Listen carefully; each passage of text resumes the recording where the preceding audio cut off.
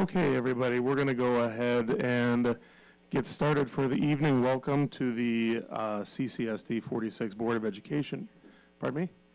We can't vote on anything yet. Oh, no, now we do it. Now we do. Now we do. Okay, we are here at Frederick School beginning 6 p.m. March 18th, 2026. I need a roll call, please. Mack, Here? Braden, absent. Nash, absent. Halverson, Here. Hune, Here. Miller, Here.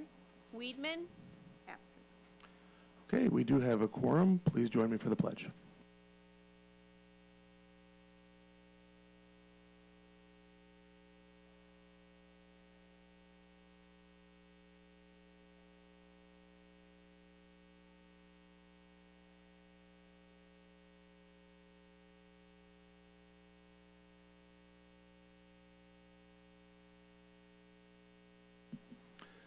Thank you. I need a motion to approve this evening's agenda.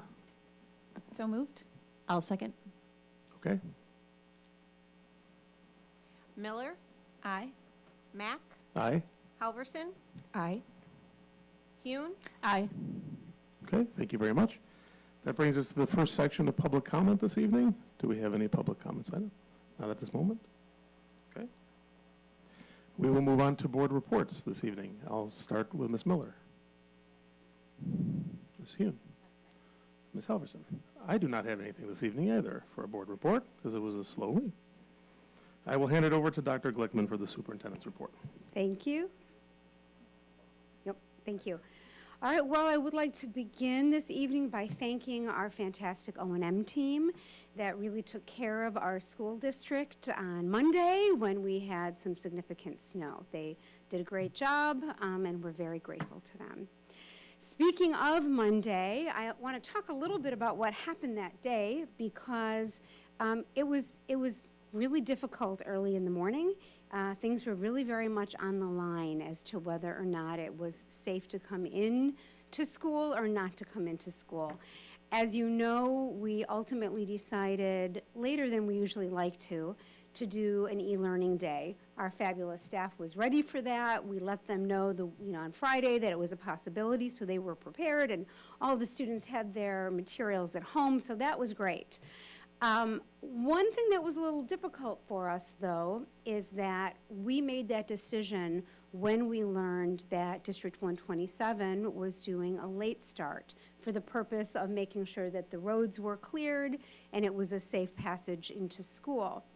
Our school district at this time is not set up to do late starts. We used to be. You may remember that not too long ago, I think it was just before last year, that was how we did our professional development, is we had late starts, and so we had a schedule for that. But when we switched to doing our professional development days on half days, early release half days, we dropped our late start schedule. Now we are questioning whether or not we would need a late start schedule again. We're not questioning it. We know we need one that would be available to us, not for professional development, but for days like Monday. So our team will be working on behind the scenes things that we need to do to make sure we have a viable late start schedule that we can then work with our transportation team on and share with families and obviously with staff, so that if we're in that situation again, that's another option for us. Doesn't mean that that's the option we would always use, but the more options we have to keep people safe on school days, the better. So that's the plan for that. And I'm going to hand this over to Jose Zaire, speaking of safety, to share information about a safety conference some of us went to. Good evening, everyone. So we went to the 2026 School Safety Conference over at Warren Township High School. Great conference, learned a lot, and it's actually, I was grateful to be a part of it. A few of us went there, and it's a good place for those of us who are the administrators to mingle with others that we do not normally work with, like other educators,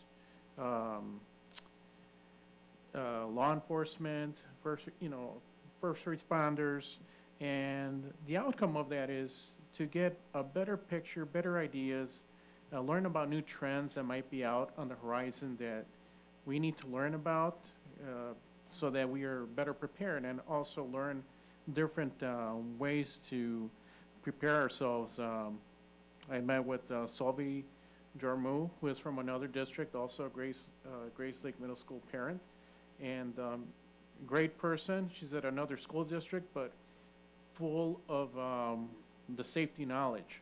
So the good thing about these conferences is we can go there and learn from others, which is exactly what I do when you do the networking, and very appreciative to be allowed to be doing this.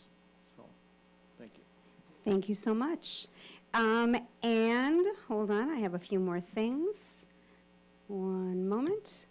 I want to mention that last week, GMS did their annual St. Baldrick's event. Board, you may remember that this is an event where we have students and staff and community members who volunteer to have their hair cut for donation, and there's a lot of people who get shaved. It's an enormous event. We had 33 staff and students who participated. We had about 15 community members who came in as well for hair donation. In fact, there were 19 hair donations that are now being sent to the Children with Hair Loss organization in Michigan. They'll use that hair to make wigs for children who have lost their hair due to medical issues to receive, and they can receive those wigs for free. The community really came out to support this effort. We had over 300 raffle prizes, and the raffle was obviously a way of making money, of raising money for this event. So we've been doing this for 11 years. And over the 11 years of hosting this community event, our school district, and specifically GMS, has raised over $160,000 over 11 years to support this work. I had some wonderful conversations with some staff members over at GMS about the fact that we were willing to give a lot of instructional time to this event. And the reason that we all agreed that we were willing to do that is that this actually was incredibly instructional. It is for the kids. It is about seeing how they serve other people in a community. And the energy was high, and it was fantastic. I would specifically like to thank Miss Amy Corey, who is the enormous effort behind that project. There are many other people, many of who are sitting here in the room today, who put a lot of time and effort into it, but none of it would happen without Ms. Corey. So I wanted to share that with you. And finally, as a last part of the superintendent report, I would like to congratulate Dr. Amanda Pelser, who successfully defended her dissertation just yesterday. So we're very excited for you, Dr. Pelser. It's an enormous amount of work. Oh, she's turning red. Sorry. It's an enormous amount of work. I hope you feel that it was worth it, and we're really excited for you, so thank you. And that's the end of the superintendent report.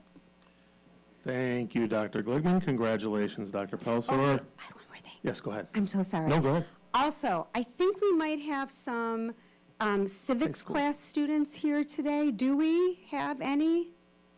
A few in the back. All right. So we're really glad you're here. It's not usually this crowded in this room. We're going to be talking about staffing this evening, and staffing is a topic that's very important to the community and very important to our staff, which is our most valuable resource. So that's why we have so many people here. You're in for a pretty robust meeting, and we're glad you're here. Now I really am done. Okay. Yeah. All right. Thank you very much. Okay, that brings us to the consent agenda portion of the agenda. I need a motion to approve the consent agenda, which includes the personnel addendum sent to us earlier today. I move. I'll second. Okay?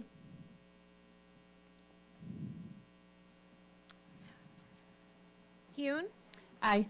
Halverson, Aye. Miller, Aye. Mack, Aye.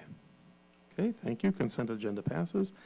That brings us to the Finance Committee portion of the meeting, and I would invite Mr. LaCroix and Mr. Gordon to join the board at the table.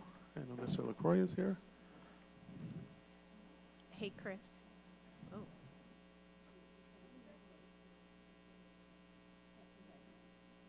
All right, I'm going to go ahead and Yeah, do a little talking. All right, we've got some more. Do we have enough seats for everybody? Hmm.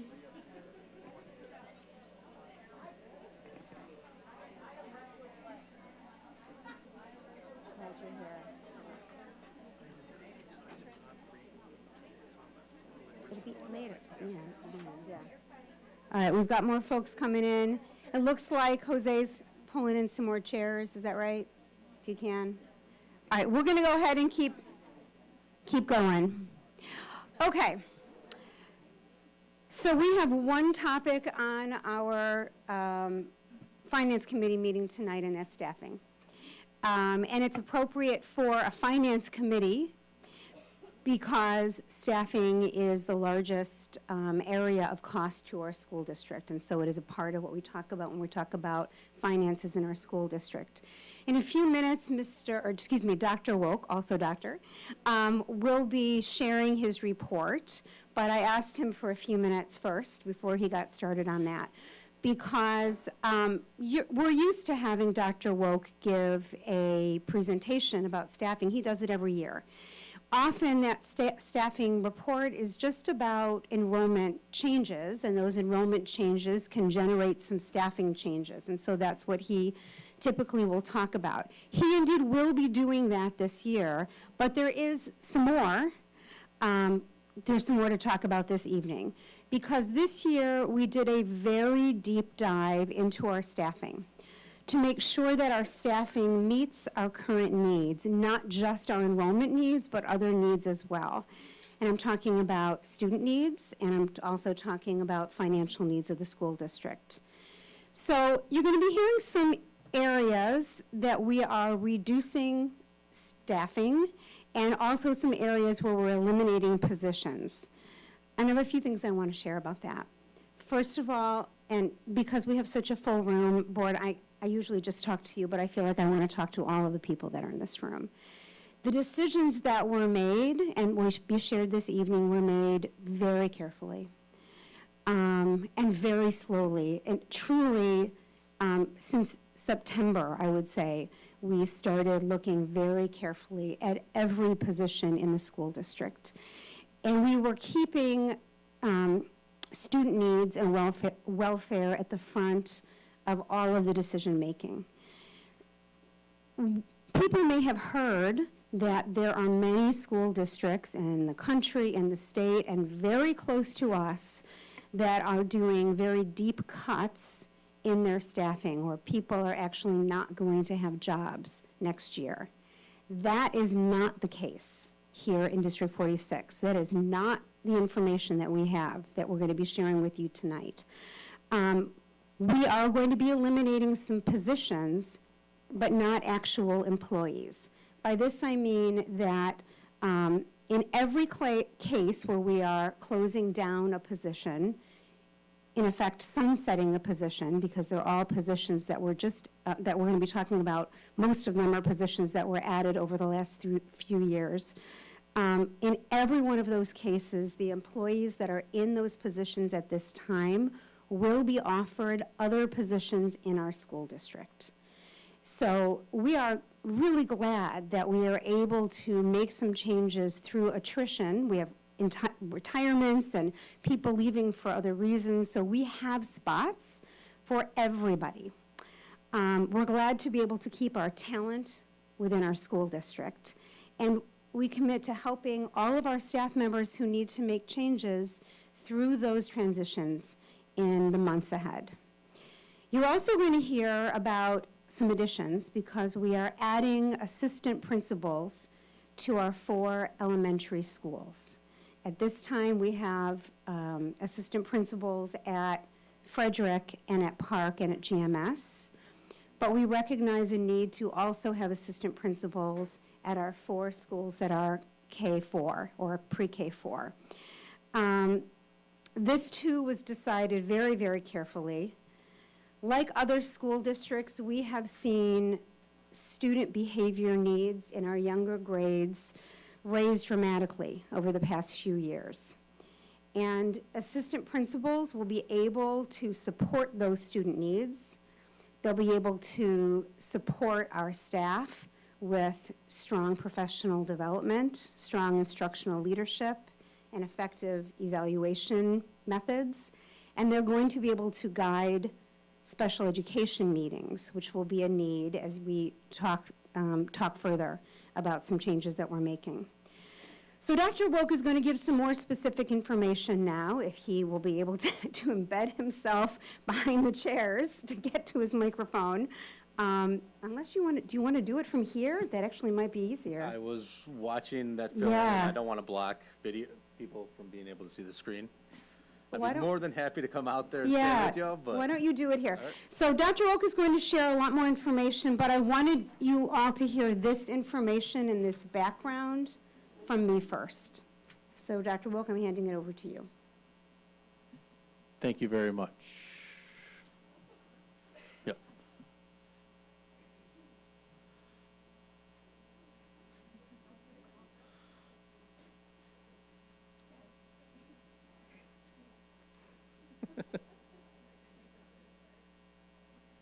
Oh, I could have, would have been fine. Thank you.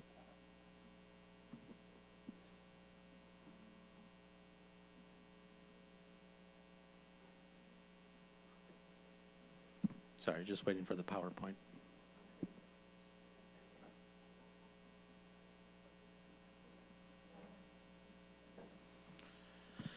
All right, good evening, everybody, and welcome. I'll be presenting our 2026-27 enrollment projections and staffing plan for this evening. As always, we start each presentation with our mission. And as we go through the presentation, I'll be identifying some of these areas. A little bit about the process and how we project student numbers. In late January, I began staffing meetings with each of our building administrators and our department heads. What we do is we pull all the data. Our lovely technology team pulls all the information out of Infinite Campus for us in early January. And then we're able to sort through that and advance everybody up. The most recent data pull was March 3rd. So while we pull in January, we continue to pull in February, March, and then we will continue to pull for the rest of this school year, and then look again at the summer as we see enrollments, the enrollment process happens. We utilize the cohort survival method. What this is just advancing grade levels. So if you're a kindergarten this year, you'd be a first grader next year. Our 25, 26 first graders become second graders next year, so on. We keep our pre-K and kindergarten numbers the same. One, we don't know what we don't know. While we reach out to our early childhood centers, our daycares around town, we're not able to grasp those numbers of kids who haven't enrolled in those programs yet. And so we kind of just sit there with those numbers. Also, it's going to be a little bit difficult next year due to the two-way dual program. Some of those students will be going to different schools. So if you're a Park student, you would be likely going to another school. So we're going to have to balance all of that out. So it's going to be an interesting year next year when it comes to kindergartens. As always, we keep in mind our collective bargaining agreements with our class parameters, class size parameters. For next school year, the K2 parameter is 23 students. Our 3rd and 4th grade parameters are 25 students. And then 5th through 8th grade, we have 30 students. Trends that we're seeing is that we are projecting just over 3,300 students next year. For the past 6 school years, we've been holding steady somewhere in between 3,400 and 3,550. This downward trend is not unusual to us. We are seeing that locally, regionally, and across the nation, is that student enrollment numbers are going down.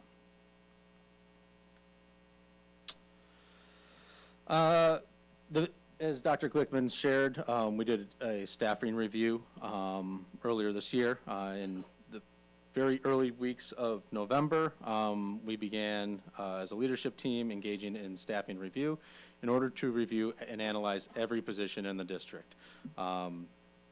Everybody, we did a process and we looked at each position in the district. And when we assessed each position, we looked at how each position impacts our learners and how it relates to our mission of empowering learners.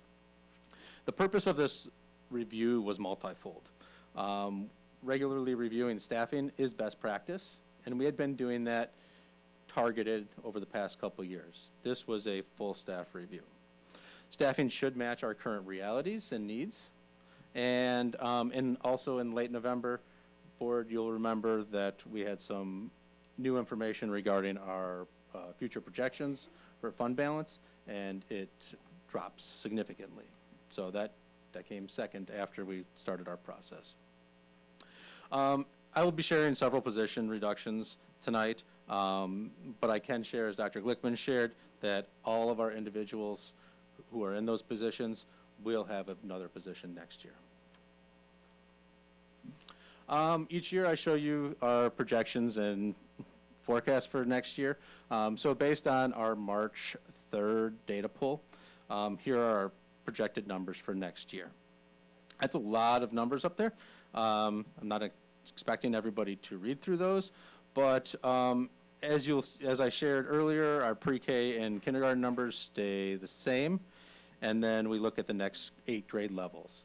We see a decrease in 5 of the other grade levels with an increase in 3. We have some big bubbles and some small bubbles that move through our enrollment areas. Early childhood and kindergarten numbers. Each year, early childhood starts with a low number of students enrolled. And as we progress through the year, more students qualify, and so we see those numbers go up. We usually see numbers ending up in about 180 to 190 students. And then we also take a look at our kindergarten trends. And here I give you a 9-year look back on our kindergarten numbers with full day kindergarten beginning in 18-19. As you will see, we hit a high number in 22, 23, and then start to go down from there. We will continue to monitor our kindergarten numbers as always, but as you're aware, kindergarten enrollment impacts future years. So if a small group comes in, say this year's kindergarten group is 279, that will be a small cohort as they move forward. Here we are discussing the certified staffing changes for 26-27. Due to the projected student enrollment, the district will need to reduce 2 classroom sections across the district. As shared earlier, this is just because of class size fluctuations. These positions will be reduced through attrition due to retirements. So these are, we have so many kids in this grade here, and they move up and a parameter changes, so those will change. The positions that will be eliminated, we recognize the need to eliminate some of those positions and sought to do through certified positions that do not work directly with our students. Those include our TOSA, who works with our newer teachers, our SEL coaches, who support our teachers, and student services facilitators, who lead our IEP meetings, and I'll share a little bit with that in a little bit further, or a little bit later. We'll also be reducing the number of media specialists at Frederick and GMS to half-time at both buildings. We'll also have an information assistant who we split between those 2 buildings to office so that there's always staff at those media centers. In regards to our PSRP staffing changes for next year, we are going to be reducing the number of reading assistants from 24. We have 24 positions right now on our staffing plan. 20 of those are filled. We'll be reducing that number to 10. That will be a reading, 2 reading assistants at our K4 buildings and Park, and no reading assistants at GMS and Frederick. We'll also, we don't, We will take comments Take during the questions public during comment at the end of the meeting. Thank you. we are reducing the number of media assistant positions from 5 total across the district to 4. Prairie View in the Early Childhood Center will have a media assistant within that building, and then the other buildings will have a half-time person, but split between them. Administrative and exempt staffing changes. We are going to be reducing 1 union exempt data coordinator position. That will be through attrition. We have 2 currently. Somebody is taking another position someplace else, and we will reduce that to 1 position. We are going to transition our current Early Childhood Center coordinator to a principal position. And we will have an addition of 4 assistant principals at the K4 buildings. Their responsibilities will include, as Dr. Glickman shared, conducting staff evaluations, acting as the LEA representative at IEP meetings, which is currently done by our student services facilitators. They'll be supporting student disciplinary issues and providing instructional leadership. That brings me to the end of our staffing plan presentation. Any questions from the board? Any questions from board members or Mr. LaCroix? No? Dr. Glickman, I think you already alluded to this or talked about it explicitly, actually, but can you just remind us, just for maybe people who came in later, what are the benefits to kids that we've been talking for a while, but could you just remind us what those are? Certainly.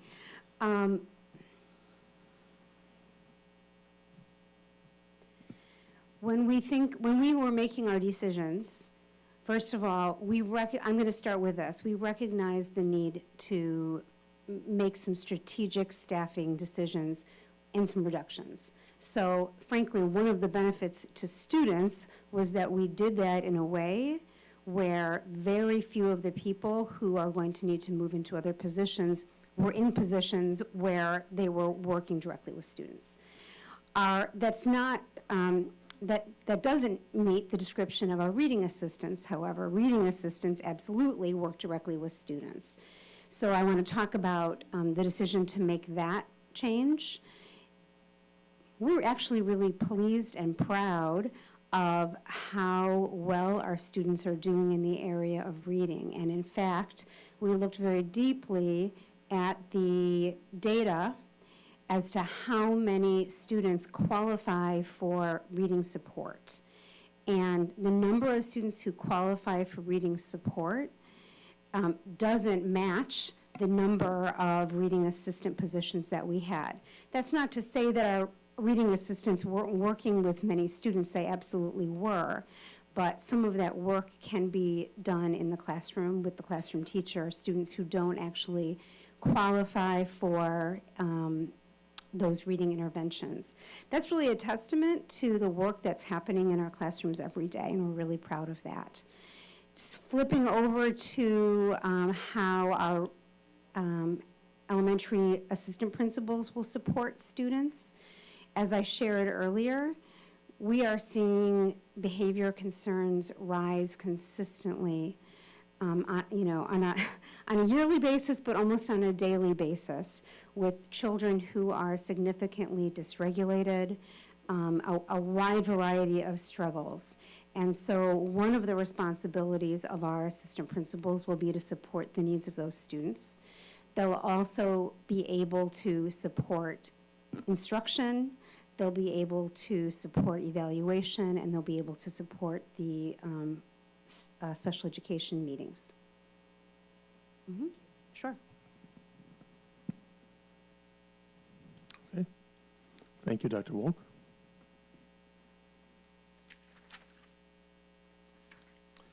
Okay, that brings us to the action item portion of the agenda this evening. We've got a few action items to vote on this evening. The first one, I need a motion to approve the contract renewal with GSF Nighttime Custodial Services for the 26-27 school year as presented to us.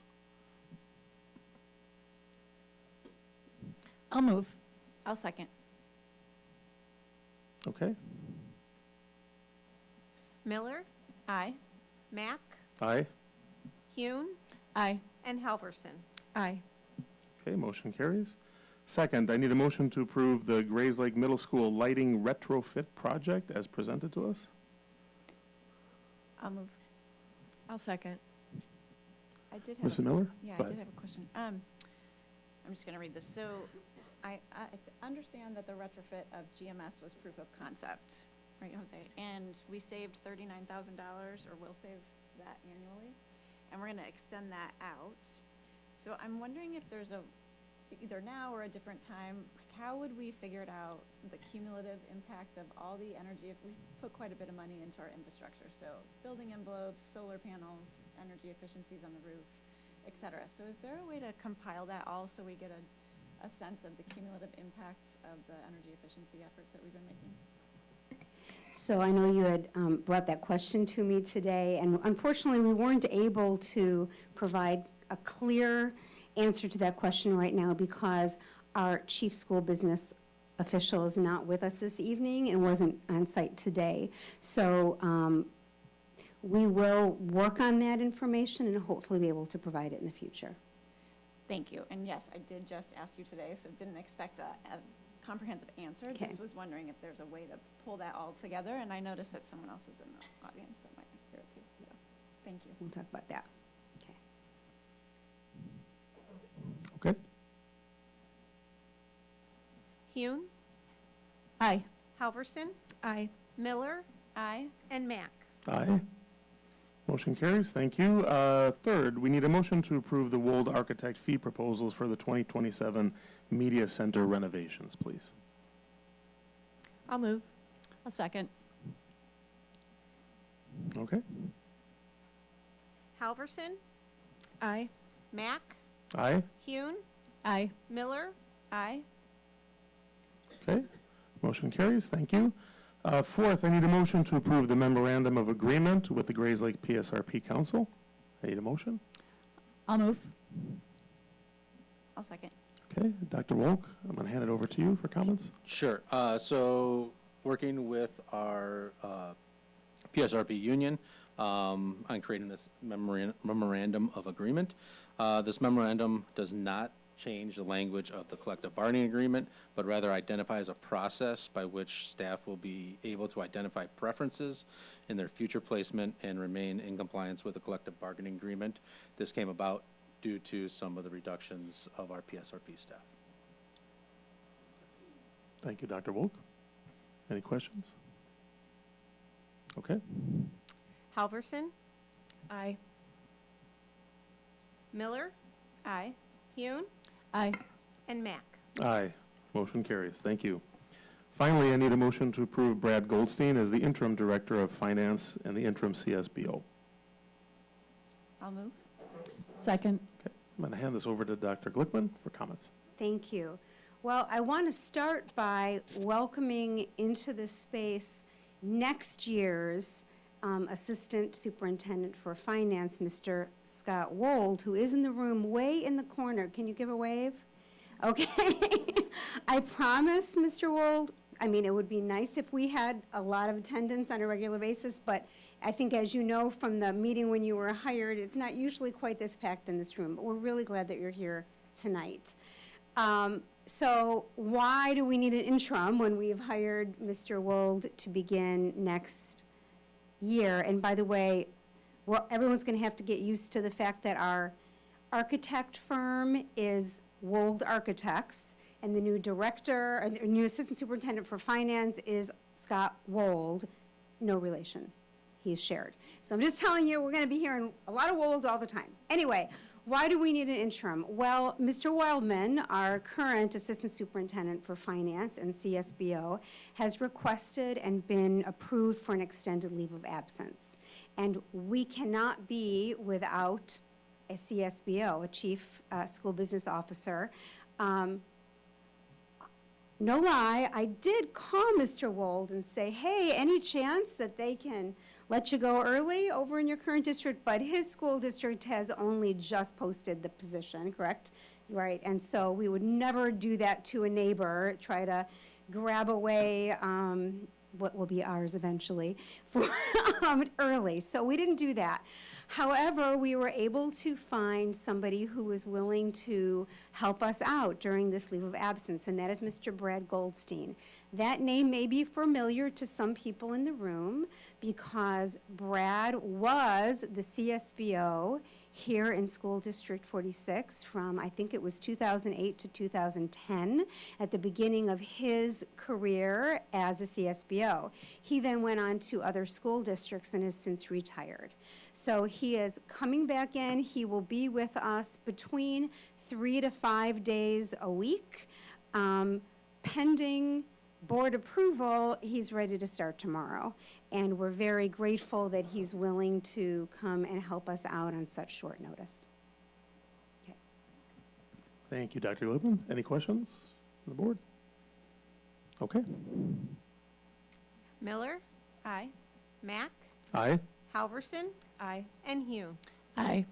Okay, motion approved. Thank you very much. That is the end of the action item portion of the agenda. Moving on to unfinished business. We have a link on here for the Organic Life Food Service contract. And, Well, you're looking at me, so. yep, This is something that usually our CSBO would be talking with you all about. The good news is that just last board meeting, you saw a presentation from Organic Life.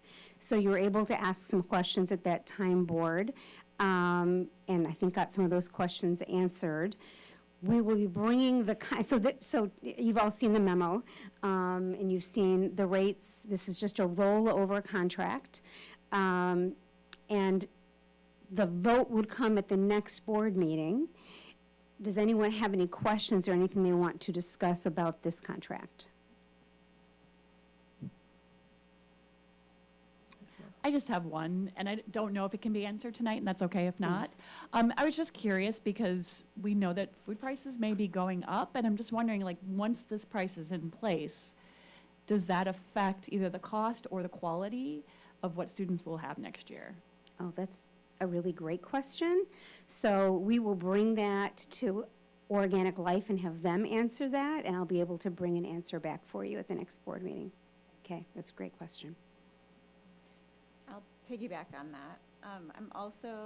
I've been thinking about the quality of food and also transportation emissions.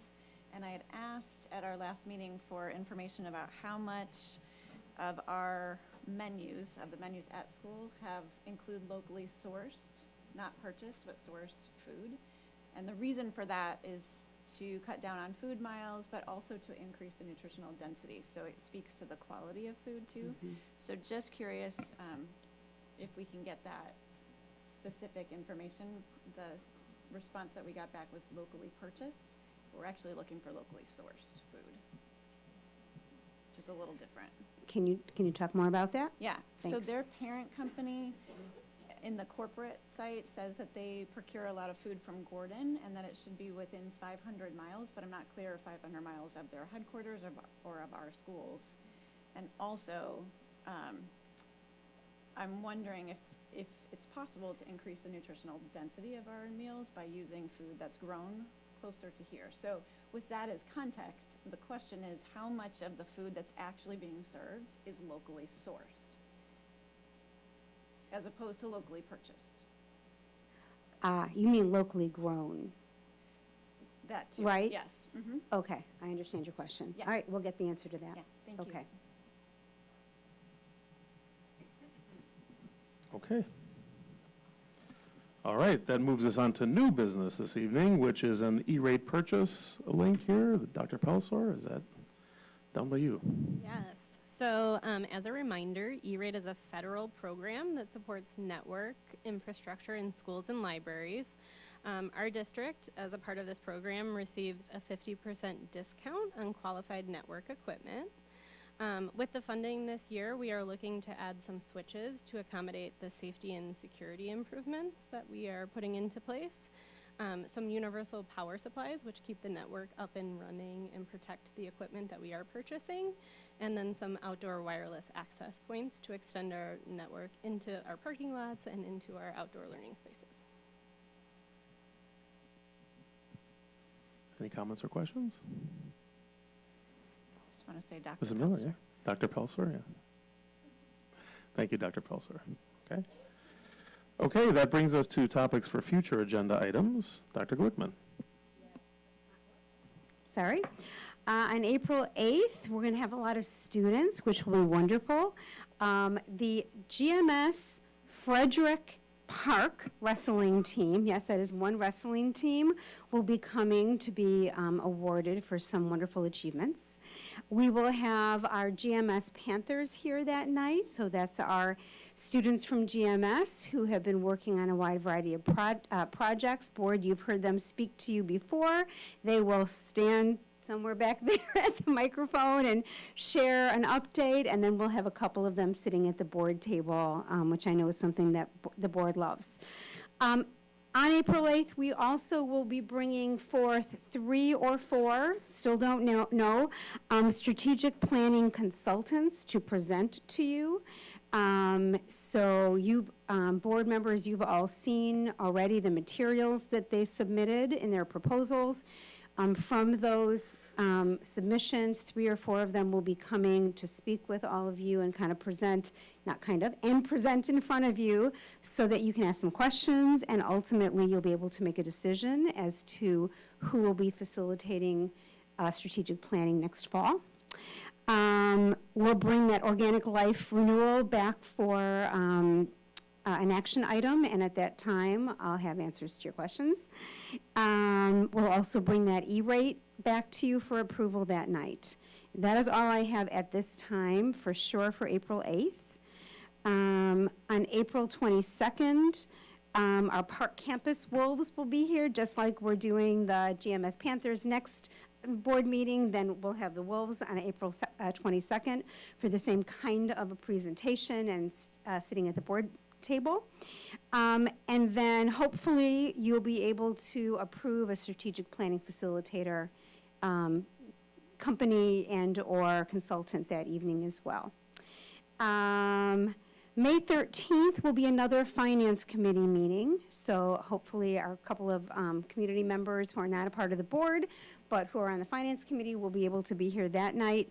That evening, the preliminary budget will be presented by Mr. Goldstein. And I'm happy to tell you that we're very, very far down the line already in preparing that budget. Certainly, Mr. Wildman did a lot of work with our administrators on that budget already, and it's already in good shape. And Mr. Goldstein will do some more work on that and present it to you on May 13th. Also, on May 13th, that is the date that we have targeted for approving contracts for our new assistant principals. So we're expecting to be able to bring contracts to you that evening. And then we have 2 board meetings in June. June 10th, we will, that's the date we're going to do, our administrative team will do our strategic plan update, not to be confused with the strategic planning facilitator selections that we're going to be working on next month. This is just an update as to the work that has been accomplished in this past year regarding our strategic plan and what the work is for next year. Board, I think at the last meeting we went back and forth a little bit as to when in June to do that presentation. I've confirmed with some team members based on some schedules that it really needs to be on June 10th. So I'm just letting you all know that's the date of that meeting. And June 24th, we don't have anything at this time planned, but we got lots of time between now and June 24th. Also, it is possible that in June, we'll have our Wold architects come in to talk about, in one of those 2 dates, I don't know which, to talk about the work that is being done to plan for summer of '27 and the other 3 media centers that will be updated that summer, because that work in terms of working with staff members and planning is going to be starting very soon. So we think in June we'll have some things to share with you about that. That's what I have. May I just make a request? I know we talked about this, there's no rush, but when Wold comes to talk about the media center, can they speak to the feasibility of Green Guard certification, just to protect indoor air quality? Yes, and I know you'd asked that, and we'll see if we can get an answer even sooner to that. Okay. Sooner, And yeah. then my other question is, we've done resource conservation in June. Do we know which one that will? Don't know which one we'll do for that. But in- Yeah, yes. Yeah. If you Lynn, I wanted had to- It's possible that that will be in May, but I don't think so. It'll probably be in June. So if you wanted to do the cumulative savings, it can At the wait same till time, then. yeah. Yeah. Yeah. Lynn, I had a question about the April 8th. Yes. When we hear the strategic planning proposals, is it possible for us, and maybe board, we can discuss this later, to have some aligned criteria with which to evaluate the presentations? I agree, and, Yes. yeah, we will. We'll definitely have a rubric of some sort, yeah. Yes. Yep. Okay. Thank you, Dr. Glickman. You bet. Okay, that brings us to the second public comment portion of this evening. And Dr. Wolk, I think you're going to just go down the list for me there. Is that okay? I am, Okay. but given that it's difficult to get back there, Yeah. I'll turn around. We'll Mr. turn around, Zayers. that's fine, that's fine, we can go up here, that's fine. And just as a point of business from the board, this is an opportunity for the board to listen very deeply to the comments that you are giving. We will not respond to your comments this evening. If we need to respond to them, or if you need to talk to us outside of the board meeting, then we will welcome that opportunity, but do not anticipate a response from us from the board table. We do limit comments to 3 minutes per person in order of efficiency, so I'll keep time up here as well as we move forward, and you have the floor. I'll open it to Dr. Wolk. As I shared, if you don't want to try and get back there, you can use this mic here. We start Coy Flores. Good evening. My intention was to be here prior to the meeting for first public comment, but I wasn't able to get down here. And what my intention was at that point in time was to speak to the board on behalf of the Grays Lake Federation of Teachers. And thank you for your continued dedication to the students and staff of the district. We see the time and the effort that you put in, and we are very grateful for it. I also wanted to offer an advance apology, but now I will offer a non-advance apology for all of the disruption that was caused this evening. As you know, most of our members were doing the very important work of meeting with families this evening, and our conferences were not over until 6 o'clock. It is, however, very important to them, as you can see, to be here and be heard this evening. So we do apologize for the disruptions that it caused to the meeting. We know that you, as a board, value the voices of your staff, and we thank you for that support and understanding. And again, we appreciate your patience, and we apologize for any interruptions as our members came into the room. Thank you, Ms. Flores. And let me just be clear, too, we don't consider it an interruption. This is why we are here, to listen. So thank you for that. I appreciate it. You could run in with flames coming out of the side of your face, and we would be okay with you coming into the... Can we Dr. not do that? Yeah, no, strike that from the meeting. Please don't. Next, Michelle Knott.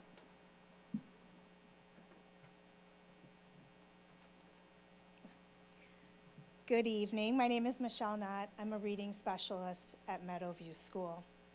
As the school board makes upcoming decisions about cuts to our reading assistants, there are things we want you to know about them.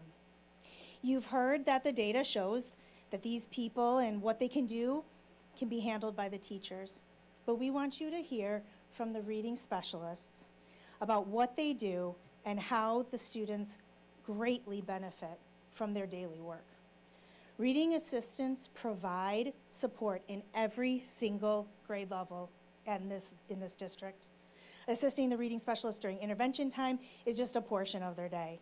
During this time, they help provide support and guidance to readers who are starting their reading journey, as well as give continued assistance to those who are still struggling to make reading automatic. We know early intervention is critical, and reading assistants are there to help with early literacy instruction with our youngest learners who do not show having reading needs on a listening assessment. However, intervention time is not where it ends. They assist classroom teachers in a variety of subject areas when student needs are greater than one human can provide. These are ML students, reading students who struggle in the classroom, students who do not receive tier services but verge on needing an intervention, students who miss instruction, students who need another round of instruction. This list can go on and on. We have worked endlessly to make sure every child is seen as more than a number with one single assessment that gives them and a team of individuals that work to give every child what they need. Reading assistants are an integral part of this team. When necessary decisions need to be made, please don't cut the people who have an immediate and indispensable impact on student learning. Our reading assistants have proven to be dedicated, hands-on, caring professionals who go above and beyond to support countless students and teachers. The impact of their work expands far beyond Tier 2 and Tier 3 reading interventions. These members of our team work behind the scenes in classrooms at nearly every grade level, supporting students in Tier 1 reading and writing instruction on a daily basis. At times, they are also the ones who give students motor breaks. They do check-in and check-out and help to foster their overall well-being. When our school's intervention team meet to discuss students who are struggling, our reading assistants are often a part of the plan to provide additional support to help these students. Cutting the people who work tirelessly to support students whose needs go far beyond a simple MAP score is going to negatively impact overall student growth. Our students and classroom teachers are going to feel the heavy weight of their absence. Assistants are used to reinforce essential literacy skills. We are able to reach students who may be lacking skills that need a booster, and then they're well on their way. Without assistance, these students will require more support for longer periods of times.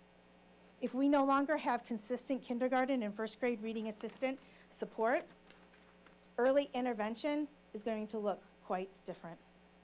As reading specialists, we will not be able to reach the amount of students we do without our reading assistant support. Do not underestimate our reading assistants' roles. We rely on our reading assistants to take what we give them and dive deeper. As they get to know students, they will plan and implement to meet students' needs. The reading assistants start to build the same relationship with these students that we reading specialists do. Our reading assistants provide individualized attention that our students so desperately need to build confidence and keep our students motivated. This relationship can impact our students across the board. It is also important to mention that the cut scores for MAP tests have changed. Scores that used to be below the 25th percentile are now above the 25th percentile just this past year. So yes, it does look like we have students that are above the 25th percentile, but those, sorry, I'm losing my spot. It does look like we have less students below the 25th percentile, but those students that are now above the 25th percentile are still missing key literacy skills that our assistants help to strengthen and reinforce. It should also be noted that specialists were asked solely to list how many students per grade level scored in Tier 2 and Tier 3 on each reading MAP test, respectively. Instead, specialists should have been asked to report how many students they, as well as the reading assistants, actually service. These two numbers vary dramatically. Decisions should be based on the most pertinent and relevant data to ensure that instructional decisions are transparent, responsible, and in fact, data-driven. Can I go? Okay. We've got more. I can switch.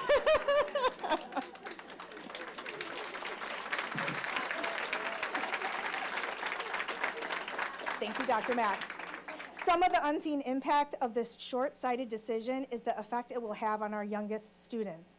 On paper, these students look great, but in reality, that's because the NWEA MAP assessment is read to them. This is a listening comprehension measure, not a true reading assessment. Many of the students would not qualify under district standards. If we were to leave these students with no further, I keep losing my spot, with further assistance due to the reduction of support staff within reading, we almost guarantee an increase in Tier 2 and Tier 3 qualifiers as these students progress. If we fail to impact these students at the beginning of the learning journey, what will the residual effect be as they progress without the necessary level of support? Is this staffing plan a short-term solution that will follow with an increase in support later? Because to catch up these students, we're going to be ending up failing. It should also be noticed that many buildings have had openings for special education program assistants that haven't been filled for several years. Wondering, is there some sort of excess budget that there is to fund reading assistants at least for a while? It's with great shortness of sight that administrators recommend cutting our reading assistant positions. As you have heard many times, the work our assistants do to support our students is essential. At Frederick, the assistants have serviced many what we call bubble kids, those kids that are right there above the 25th percentile, or students who are close to qualifying for reading services this year. They've helped to develop key literacy skills. They've helped develop key relationships with students who don't necessarily love school or don't love reading. If those roles are cut, those students will then have to wait longer to fail and fall further behind. Tier 3 and bubble students will not be the only ones impacted by these cuts. In recent years, we have had several 5th and 6th grade students who are new to the district and are essentially non-readers. Because our assistants help cover other groups, we have been able to provide the specialized instruction these non-readers need and have seen tremendous progress. However, eliminating 40% of the reading staff at the upper grades will make it nearly impossible to differentiate instruction and provide the reading support all students need and deserve. At most schools, 5th grade is still considered elementary.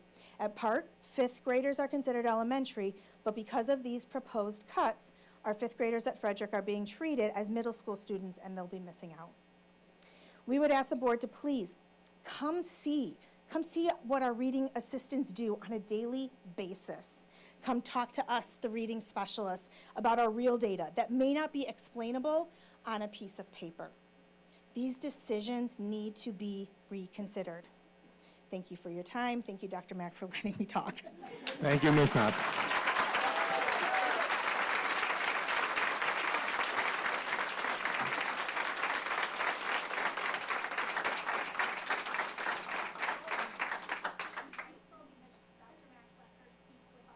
Okay. Kelly, okay. So, Amy Forrest.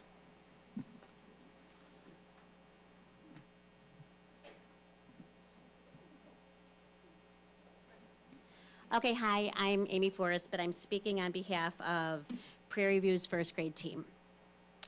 We are writing to express our strong support for maintaining a full-time library assistant position at Prairie View, as well as the continued support of all current reading assistants. Sorry. Our library assistant, Ashley Fain, is an essential part of the school community, building meaningful relationships with students that encourage a love of reading and a sense of belonging. Students look forward to seeing her, and these positive connections help foster excitement and engagement in the library. She goes above and beyond by planning book-related activities that connect directly to the stories she reads aloud. These activities deepen students' understanding, spark creativity, and make reading a more interactive and enjoyable experience. In addition, having a full-time library assistant is critical for the daily functioning of the library, managing book checkout in and out, while also supervising and supporting an entire class is not something one teacher can effectively do alone. The presence of Ms. Fain ensures that the library runs smoothly, students are supported, and instructional time is used efficiently. Reading assistants are also vital to the reading success of our students. They provide Tier 1 support that helps prevent students from needing Tier 2 intervention. When reading specialists have too many students requiring Tier 2 support, students are not able to receive the small group instruction they need. Reading assistants help alleviate this by supporting students early and consistently. Reading assistants provide enrichment opportunities for students, helping to extend learning and challenge those who are ready for more. A classroom teacher without this support is simply not as effective, as it limits the level of individualized instruction that can be provided. The growth our students demonstrate, including on assessments such as NWEA, is in part due to the consistent support of these assistants. Their contributions play a meaningful role in student achievement and overall academic success. I strongly believe that maintaining all current reading assistant positions at Prairie View is essential to continuing the success and growth of our students. Overall, these positions are not only valuable, but necessary. They support both the academic and social growth of our students while allowing our school to function as an organized, supportive, and enriching environment. Thank you for your consideration. And this is Abby Denny, Laura Lopez, Amanda Krajea, and Brianna Batiste.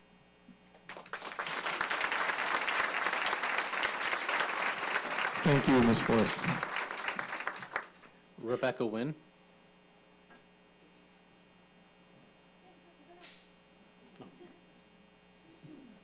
Thank you.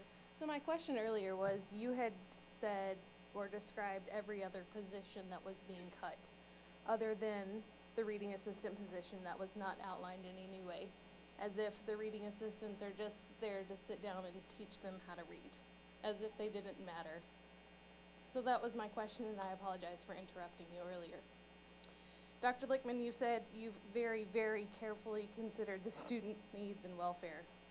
Will those assistant principals be certified for the social and emotional and for the student facilitator? Are they going to be leading with support or taking the principal role and focusing on discipline only? And I apologize, I'm not going to speak as eloquently as these lovely teachers. I wonder if you've considered the Americans with Disability Act lawsuit implications this may have. You say there's 23 to 30 students per class, with a projected 3,317 students. Walking in today, I passed the library hallway signs that read "You Matter," and it's okay too.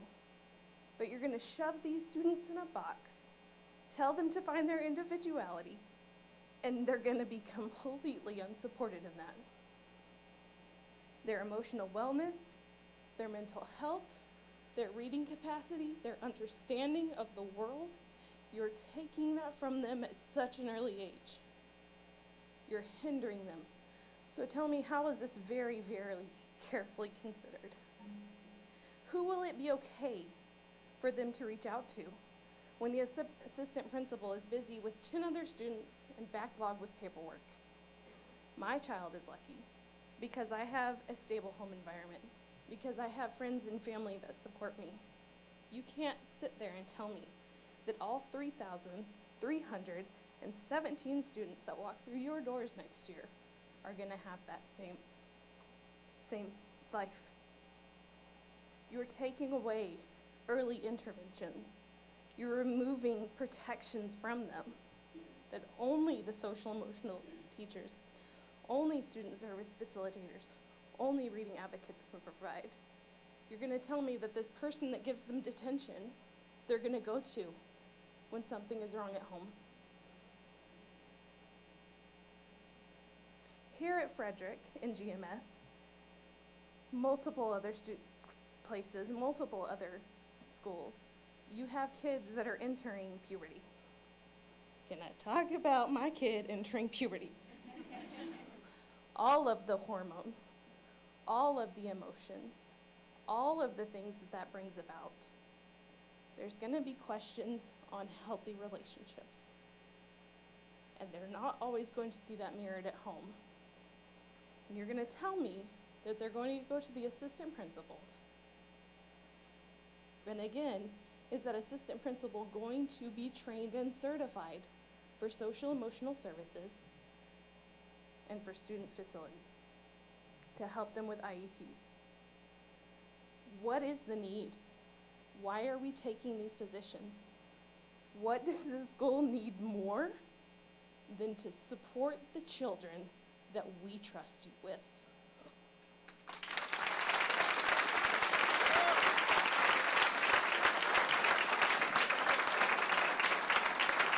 Thank you.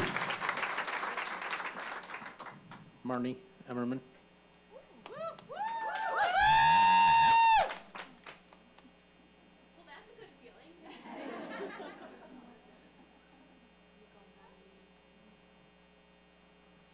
All right, excuse my back over here. Hi, good evening, members of the board and everybody else. My name is Marnie Emmerman, and I am one of the SEL coaches here, serving 2 of our K through 4 elementary buildings. Stephanie and I are here tonight to speak about a role that often works behind the scenes, but also directly with students, and serves as the backbone of our classrooms, the SEL coach. At a glance, it's easy to view this position as a luxury or an add-on, but if we look at the data, and more importantly, the faces of our children, and let me tell you, I walked into the lunchroom today, and a whole kindergarten class got up and said, "Mrs. Emmerman," and came and gave me the biggest hug, and they were like, "What behavior buddy are we learning about today?" You can't tell me I don't impact students. I just want to point that out. Sorry.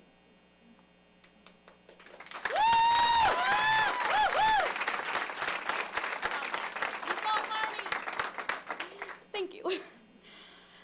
Oh, sorry. But truly though, if we do look at the data, it becomes clear that the SEL coach is not an elective expense, but a prerequisite for academic achievement. According to the Collaborative for Academic, Social, and Emotional Learning, or CASEL, SEL interventions that addressed the 5 core competencies increased students' academic performance by 11 percentile points, as compared to students who did not participate. We often hear that we need to get back to the basics, reading, writing, and math, which are very extremely important, don't get me wrong. But a brain that is in a state of high stress or emotional dysregulation cannot process long division or analyze literature. They just can't.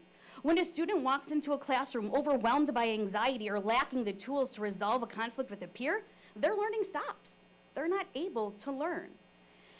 An SEL coach isn't just teaching feelings. We're teaching self-regulation, executive functioning, resilience. And by supporting our teachers in implementing these strategies, the SEL coach is effectively reclaiming instructional time that would otherwise be lost to behavioral disruptions. As you know, our teachers are currently facing high levels of burnout. We ask them to be educators, mentors, and crisis managers all at once. The SEL coach provides the professional scaffolding that they need. We provide the how for managing a classroom's emotional climate, allowing teachers to focus on the what of the curriculum. To remove this position is to remove the primary support system for the very people we entrust with our children's education. Finally, we must look at the long-term impact. The skills fostered by an SEL coach, collaboration, empathy, problem solving, interpersonal skills, and more, are the exact skills that the modern workforce demands. We aren't just preventing behavioral crises today or all day long, if you're at one of my schools, but we are building capable, employable, and emotionally intelligent citizens for tomorrow. Investing in an SEL coach is an investment in the whole child. It is an acknowledgement that for a student to reach their full potential, they must first feel safe, seen, and supported.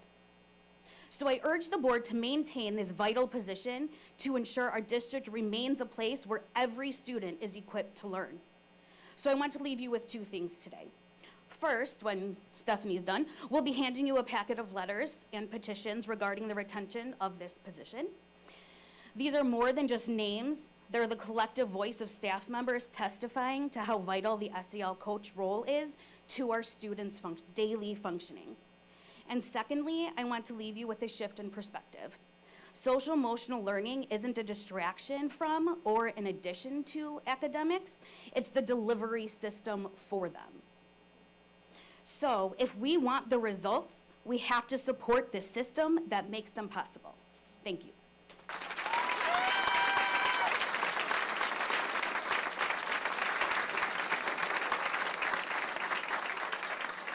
Stephanie Tim. Okay, thank you. Thank you for the opportunity to speak tonight. My name is Stephanie Tim, and I am the other SEL coach.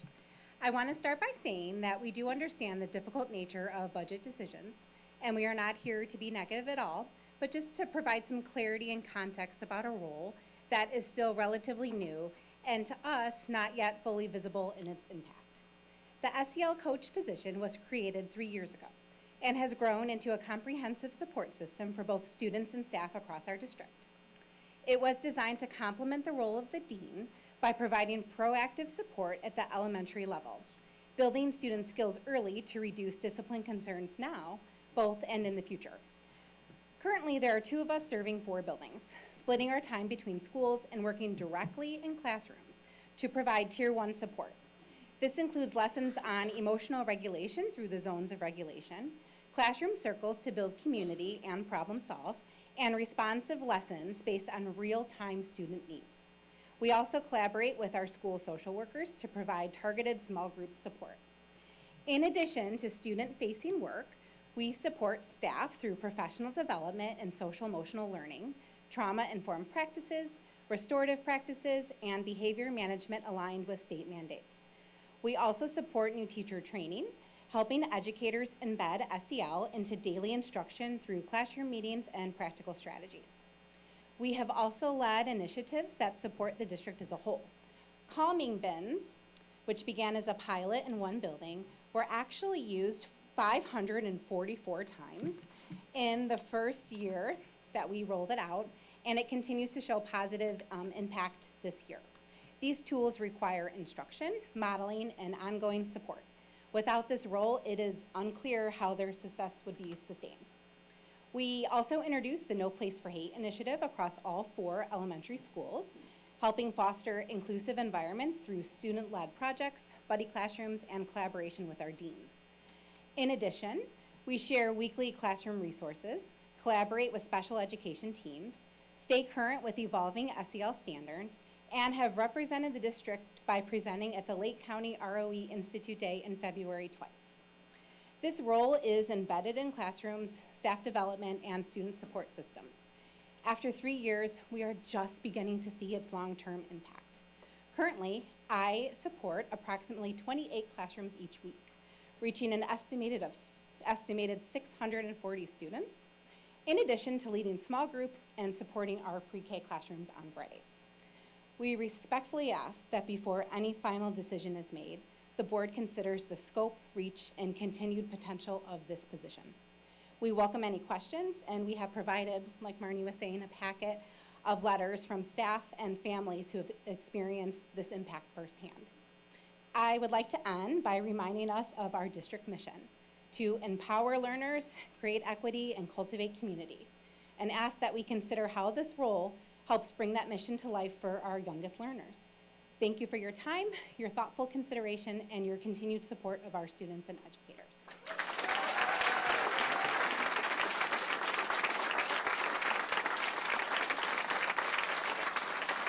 Thank you both. Allison Steffens.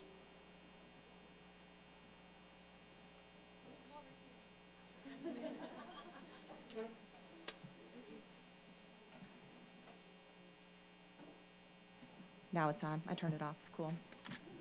All right, dear members of the Board of Education, I'm Allison Stevens, social worker at Woodview. I'm writing to express my strong and urgent support for maintaining the social emotional learning, SEL, coach position within our district. This role has been proven not only to be valuable, but essential for the well-being, growth, and success of our students and staff. I'm standing before you with my employer hat on, but I'm also a parent of a first grader who is impacted positively by this initiative. The SEL coach plays a critical role in implementing and sustaining initiatives that directly support student regulation and emotional development, such as the creation and implementation of the Calm Corners across our elementary schools, like they were talking about, and the ongoing collection and analysis of the data to guide their effectiveness. These efforts are part of a thoughtful, proactive system that ensures students receive the support that they need before challenges escalate. At the Tier 1 level, the SEL coach has worked alongside classroom teachers to deliver curriculum, model strategies, and provide targeted support for identified student needs. This includes helping teachers create inclusive environments where all students feel accepted, understood, and capable of success. Beyond the classroom, the SEL coach has partnered with a social worker to lead Tier 2 friendship groups across grade levels, supporting general education students in building essential social skills. They've also been a key contributor to the intervention team, which is a team of individuals that support the multi-tiered system of supports, meetings, assisting with data collection, guiding the problem-solving discussions, and serving as a point person for students participating in the check-in, check-out program, which is an intervention that provides consistent support for students who need additional structure and connection. The impact extends to staff development as well. Through professional development sessions, the SEL coach has equipped educators with the tools and understanding necessary to integrate social emotional learning, including trauma-informed approach into daily instruction, benefiting every student in the building. Furthermore, they've taken an initiative in developing a supportive approach to connect with chronically truant students. This proactive work reflects a broader shift from the reactive responses to preventative, student-centered practices. Without the SEL coaches, many of these systems and supports would significantly be weakened or lost. Students who rely on these interventions may fall through the cracks, and staff would lose a vital partner in addressing both academic and emotional needs. Most importantly, we risk moving backwards, returning to a model that reacts to challenges and behaviors, as we all can relate to and see on a daily basis, rather than preventing these. The SEL coaches are not extra. They are the cornerstone of a comprehensive support system that allows students to thrive academically, socially, and emotionally. I respectfully urge the board to recognize the profound impact of this role and to continue investing in it for the benefit of our entire school community. Thank you for your time, consideration, and continued commitment to our students' social emotional needs.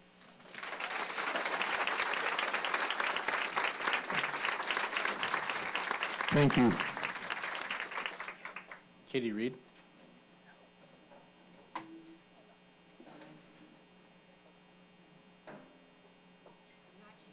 And my apologies for, can you hear me okay if I stand up straight? I'm Kim Peterson. Thank you for this opportunity. I'm reading this on behalf of the amazing Katie Reed, fourth grade teacher at Woodview School.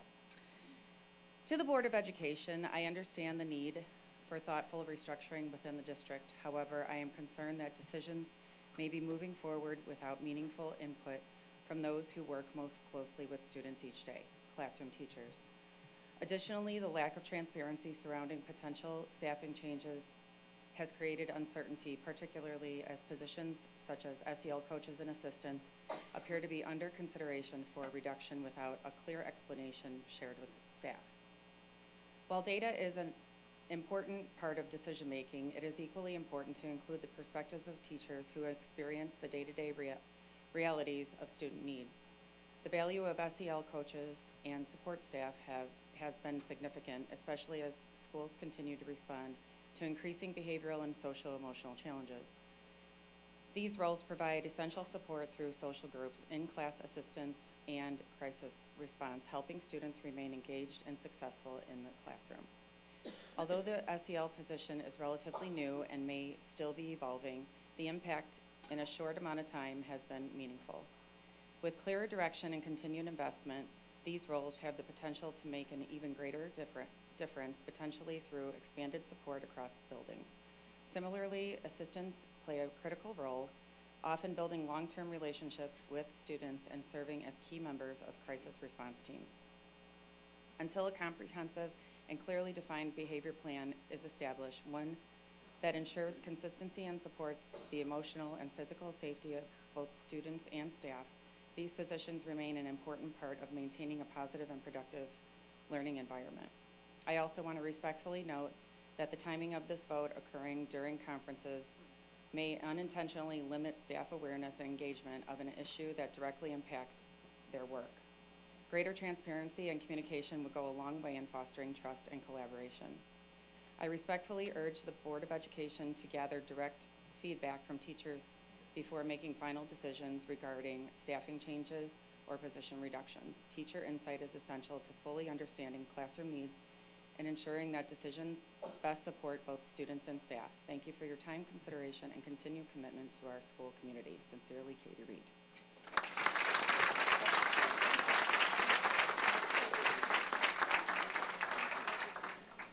Terry Monahan.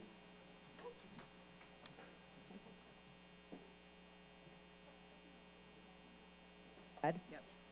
Hello. Good evening. My name is Terry Monahan, and I have been a teacher at Woodview School for 19 years. I'm here tonight to express my deep frustration with the potential staffing decisions in District 46.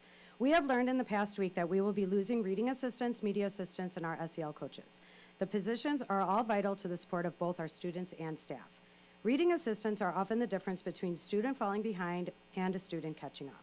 They provide targeted small group instruction for the classroom teachers, no matter how skilled or dedicated we are, simply do not have the time to provide all at the same level while managing full classrooms. SEL coaches are another critical loss. We all know that students cannot learn effectively if they do not feel supported emotionally and socially. We have seen this firsthand in our buildings. These professionals help students regulate, problem solve, and stay engaged in school. Without them, those needs don't disappear, they shift onto already overwhelmed teachers. Our media assistants are essential to maintaining school libraries as dynamic hubs for learning, research, and literacy. They work closely with our students and support teachers by providing the resources needed to build engaging lessons. We are investing in upgrading our libraries, but without their support, these improvements will not be fully utilized. What concerns me most is that all of these cuts point to the same direction: fewer adults available to provide individualized attention, guidance, and support. We are being told to meet every student's needs, close achievement gaps, support mental health, and improve outcomes, while simultaneously removing the very people who make those goals possible. That is not a sustainable goal. This is not just about staffing, this is about priorities. When we reduce these roles, we are making a decision about what and who we value in our schools. Can you explain how these decisions promote equity? How do these cuts serve the best interest of our students? If difficult financial decisions must be made, I urge the board to also take a hard look at administrative positions. Before cutting direct student support, we should be asking whether there are administrative roles that can be reduced, consolidated, or restructured, especially those that are further removed from the daily student impact. Look around here tonight. We have a very dedicated group of educators that came here after teaching a full day and conferencing with parents that are truly here for the best interest of each and every student. I urge this board to really consider the damage these changes will create before voting. Talk to the educators in each building. Look at the real day-to-day impact, because right now the message being sent is that these supports are expendable. Our students and staff deserve better than that. Thank you.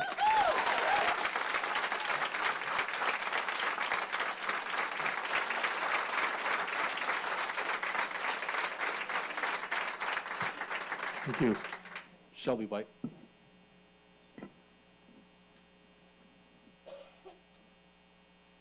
Can you hear me? Oh, I need to be closer. It's not on. Oh, it's on? You can hear me? I mean, I'll be loud anyway. Okay. Good evening. My name is Shelby White. I'm in my 6th year teaching 3rd grade at Meadowview School.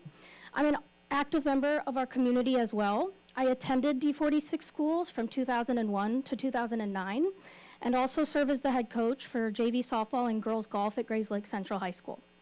Last Thursday, March 12th, D46 staff received an email from our director of HR stating that the next school year, all elementary buildings are required to reduce their number of reading assistants to only 2. This would eliminate half of the reading assistants that currently work with students at Meadowview.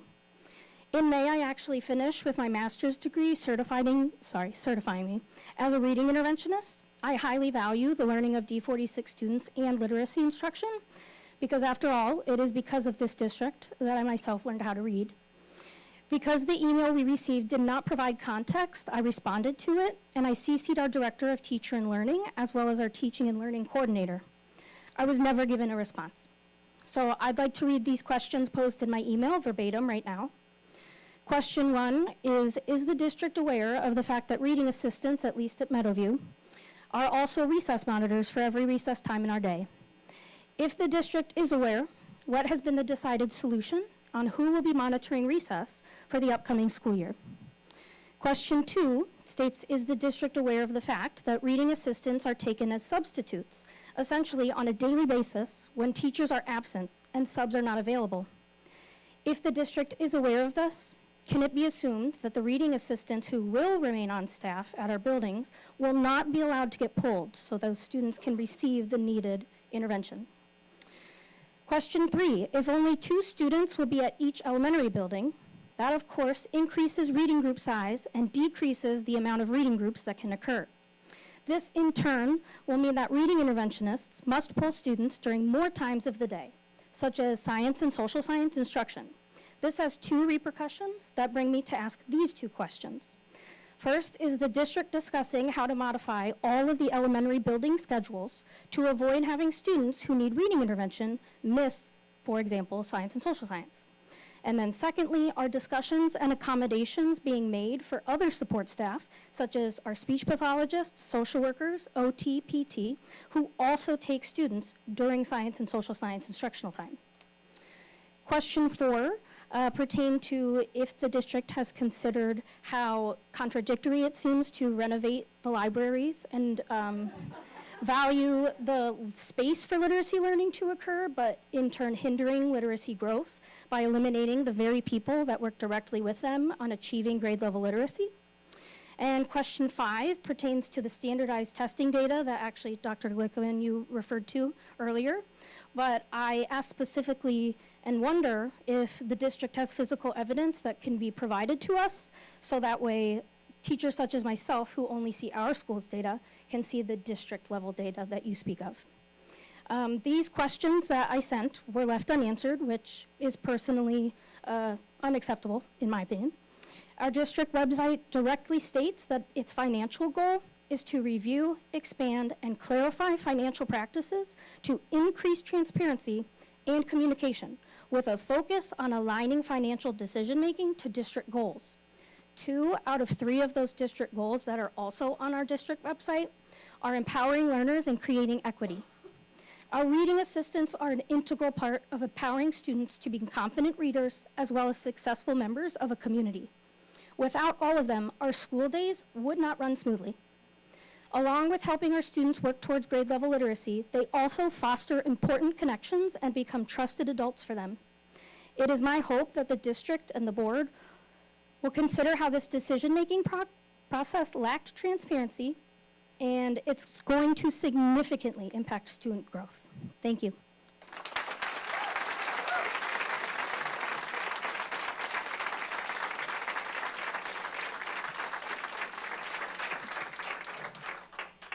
Jen Miller. I was just going to say, I would like to say I taught her how to read. You get fabulous.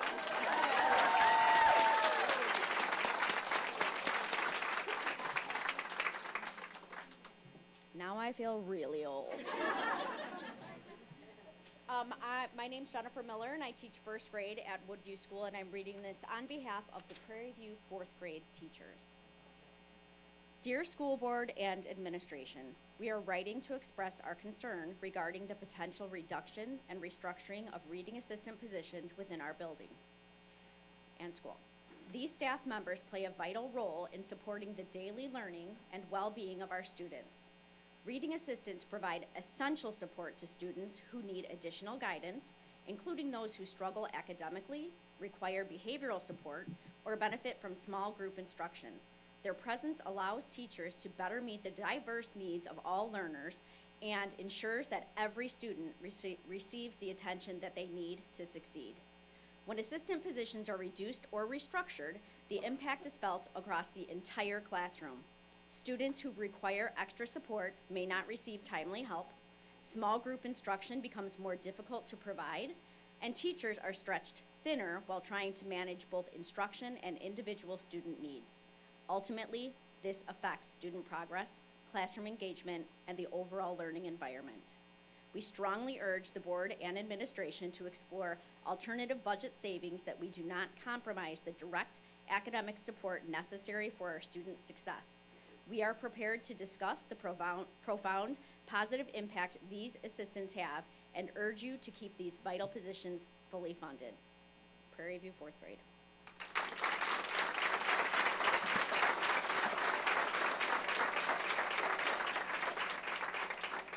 Maria Pliego.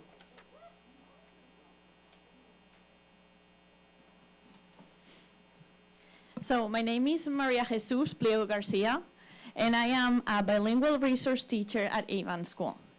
I think the only one in the district at the moment, but not sure of that.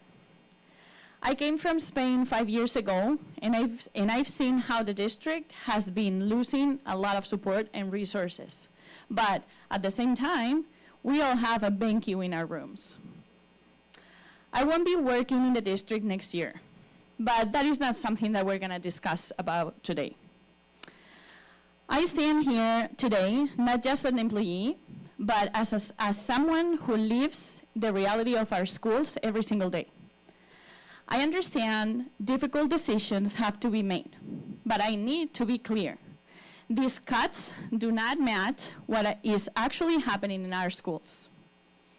You are reducing positions like SEL support, reading staff, and library assistants, as well as LEAs, the people working directly with students every day, while increasing administrative roles to address behavior. But behavior is not solved from an office. When a child is in crisis, with bites, kicks, and punches come, it's not administrators who are consistently first on the scene. It is not school-based staff. It is school-based staff, many of whom are part of the positions being eliminated. These are the people who de-escalate, who protect others, and who keep classroom running. So the question is, why remove the people already doing that work? At the same time, we are told reading is improving, yet every goal and every meeting is still focused on raising literacy and math outcomes. Staff are responsible for interventions, small groups, and student progress. And now those roles are being reduced. You cannot prioritize literacy while cutting reading support. You cannot say behavior is a priority while removing the teams that respond to it in real time. And these decisions will have real consequences. They will create bigger gaps and more isolation for the students who need the most support in the district, academically and emotionally. The students who rely on these relationships and interventions will be the ones most affected. That is not equity. That is not just about staffing. It is about whether the solutions match the reality. Because right now, they do not. I ask you to reconsider, please, Board of Education, and look closely at what is actually happening in schools every day. Thank you.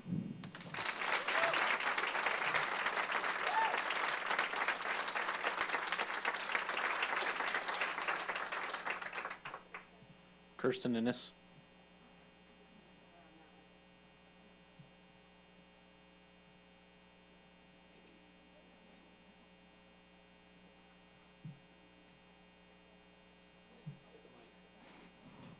Technology. I'm Kirsten Innes. I'm the information specialist at Prairie View School. I was hired in 1999 as one of the very first media specialists. Over the past 27 years, I've been proud of the program that the Info Specialist team has put together and created. We are responsible for teaching several sets of standards: the Illinois Computer Literacy Standards, Illinois Computer Science Standards, International Society of Technology and Education Standards, and ISAIL Standards, the Illinois School Library Program Standards.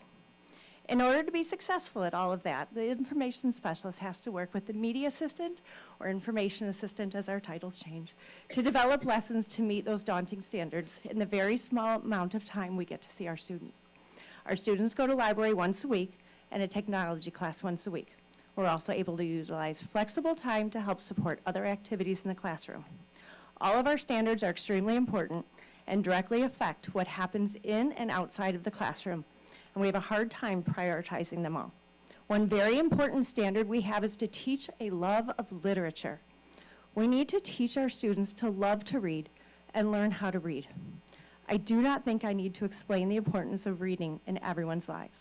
Reading specialists, reading assistants, information specialists, information assistants, classroom teachers, program assistants, resource teachers, we all want our children to become better readers, better thinkers, and the best person they can possibly be. By making these cuts, we are doing a disservice to our students. You're spending all of this money on all of these fabulous new media centers and then cutting the support they provide, weeding the library collection down to a third, eliminating story times and activities, eliminating the computer lab for a makerspace that no one's really particularly in charge of teaching, and cutting people. Little to no value on the people, both staff and students, who use these media centers every day to enhance their teaching and learning. What are we doing for the students, or for the staff, or for the media center? So far, it has been taking things away and cutting things down, all in a space that is going to be brand new. I'm retiring at the end of this year, and I really haven't been that happy about it. I've loved my time in D46 until yesterday. Thank you.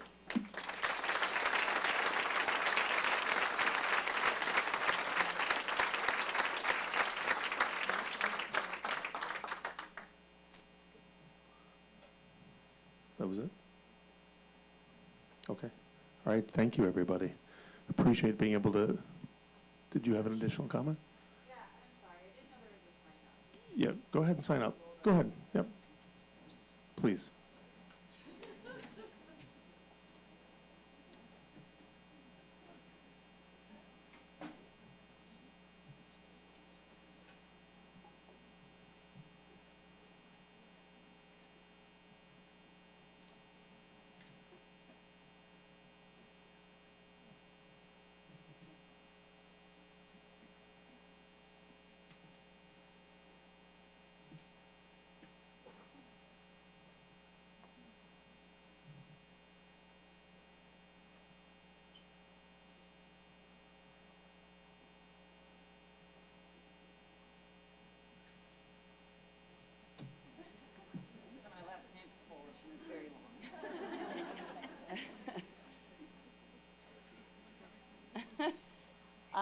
Hello, my name is Colleen Stancikevich. I just wanted to offer a different perspective. I am a new parent to the district. My son is in Miss Cunningham's class, and I just had the conference right before this.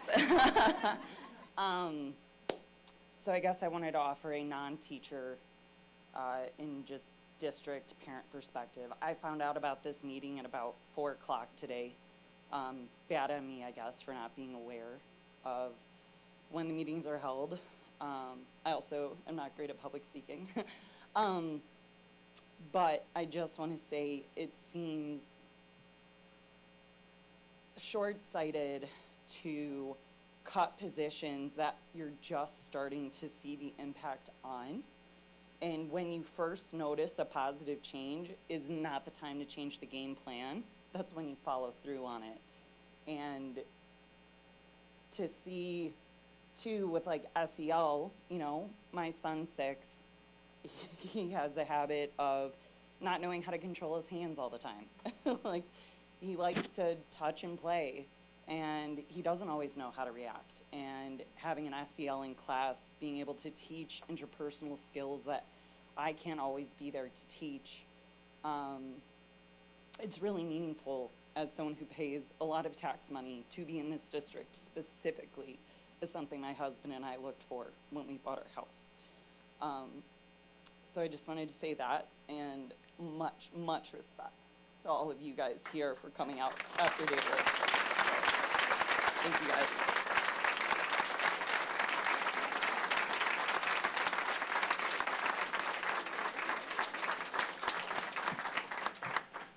Thank you very much for everybody for speaking tonight to the board. And as I mentioned before, it's an opportunity for us to deeply listen. So thank you. We appreciate that.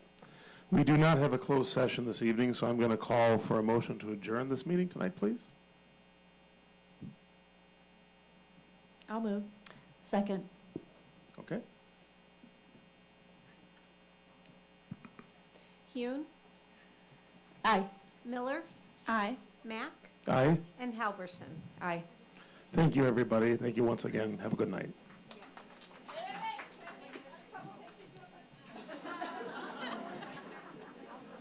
I know, and I'll remind the students from the high school, if you need a picture with us for proof, or with the teachers too.